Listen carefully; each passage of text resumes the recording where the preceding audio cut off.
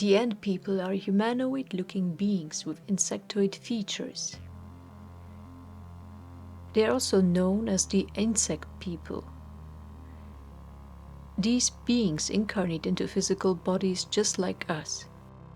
The Ant people communicate by astral soul, telepathy and electromagnetic waves that allows them to upload or download thoughts, energetic charges of psychic powers through their antennas.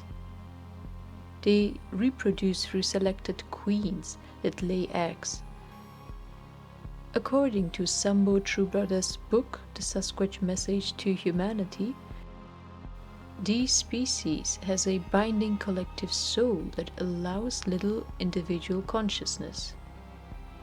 The Ant people constructed an extensive network of caves and tunnels since ancient times. They had developed a generic bank of DNA, which they used to devise species and hybrids that later spread on the surface of Earth. Their long-term mission was to support interspecies soul symbiosis and the diversification of ecosystems. The Hopi Indians have legends about the Ant people who had helped the Hopi twice during planetary cataclysms. First, when the land was destroyed by fire ages ago, and second by ice, the Ice Age era. During these catastrophic times, virtuous members of the Hopi tribe were guided to the subterranean caves of the Ant people.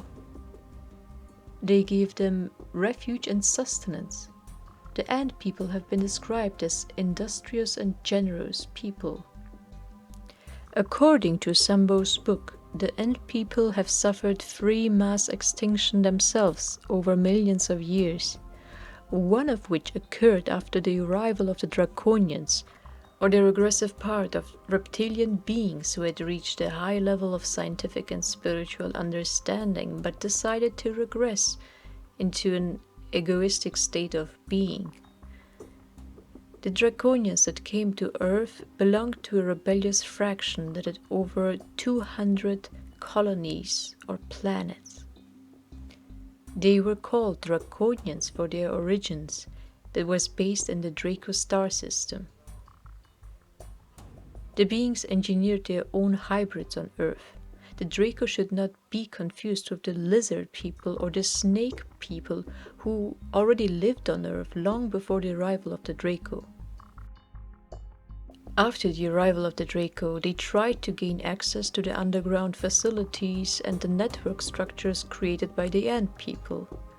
The first phase of war started between the Ant people and the Draco hybrids.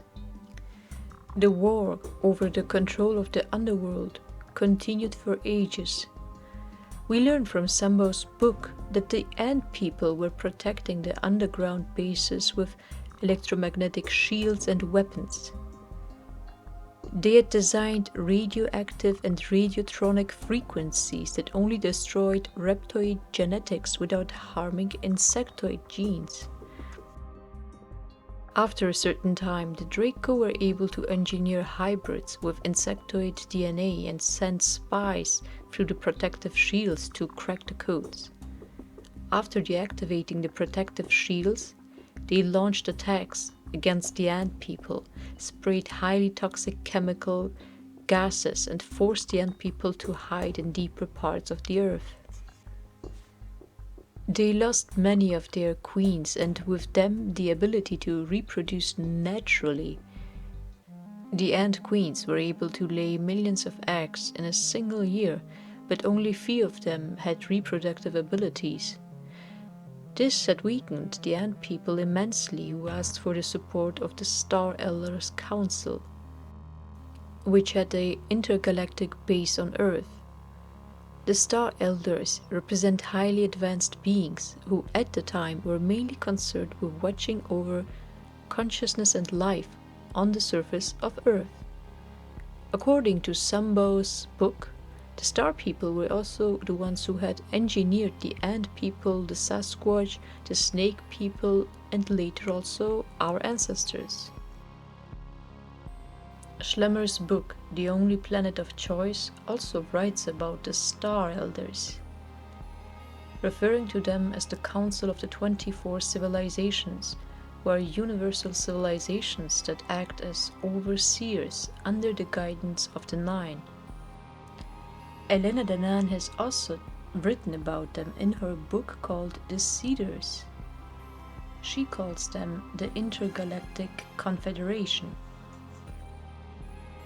The Council of the Star Elders decided not to intervene in the war between the Ant People and the Draco, since it was over the conquest of territory and it involved the hybrids of the underworld. They would only watch over the safety of the surface and the skies. So the Ant People planned to escape to other environments.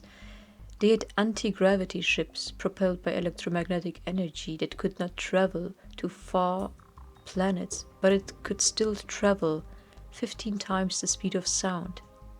They salvaged the remaining queens and moved beneath the ocean floor, where they built cities. The communication between the facilities was through the flying fleet. They avoided tunnels for security concerns. Although the safety of the Ant People was interrupted after some time, the Draco started the next wave of attacks. This time they sent nuclear-type missiles to destroy the underwater cities of the Ant People. This caused much destruction and death on Earth. The last surviving Ant Queens were destroyed. The Ant People had to retreat even further this time. They migrated to Earth's natural satellite, started a colony on the moon. The Draco, or the Archons as they have often been called, chased down the flying ships of the Ant People and brought much destruction and death on the surface of Earth. This forced the Star Elders of the Intergalactic Confederation to intervene. They contained the aggression of the Draco and allowed the safe passage of the Ant People. They also negotiated a ceasefire agreement. The Draco were allowed to rule over the underground. The remaining Ant People surviving in the underground and underwater bases were to be left alone. The Ant People rebuilt underground colonies on the moon. They engineered new hybrids, new life forms. Since most of their queens were annihilated, they started to clone themselves for survival. The lack of natural resources and environment on the moon made it even more difficult to sustain biological colonies. Despite the risk and effort, they carried food and water from Earth to the colonies on the moon. Once the population started to grow, it became obvious that they could not sustain the growing biological clone population. Over time, they decided to devise two biosynthetic clones for the survival of their species. They used the rich sources of silica from the moon to engineer silicon-based clones.